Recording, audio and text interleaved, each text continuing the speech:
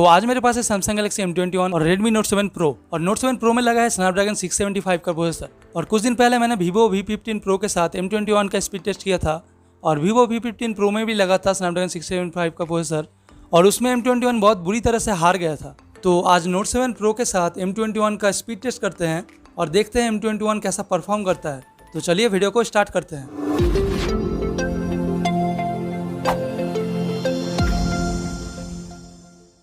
Speed test करने से पहले देख लेते हैं दोनों ही फ़ोन एक ही वाईफाई से कनेक्टेड है या नहीं। आप देख सकते हो यहाँ पर मैंने दोनों ही फ़ोन को Realme C3 से कनेक्ट किया हूँ। तो चलिए अब फाइनल स्पीड टेस्ट स्टार्ट करते हैं।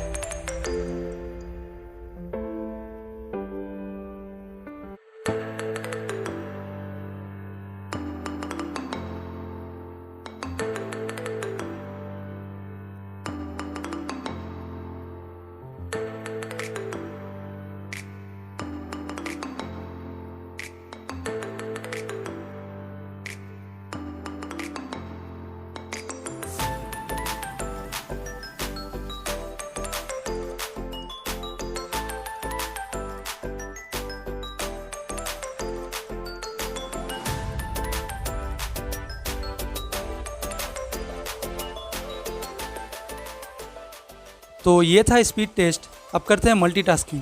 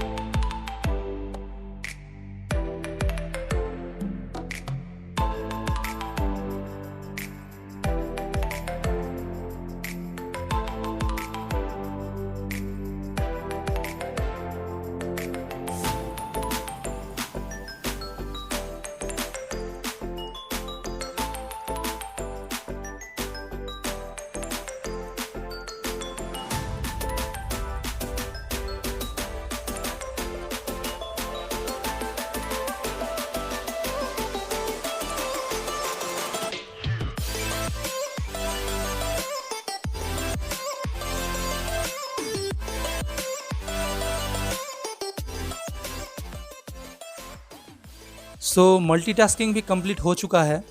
तो जैसे कि आपने देखा कि स्पीड टेस्ट में सैमसंग गैलेक्सी M21 ने बहुत ही बढ़िया परफॉर्म किया है। इससे हम बोल सकते हैं कि प्रोसेसर का परफॉर्मेंस ऑप्टिमाइजेशन के ऊपर भी डिपेंड करता है।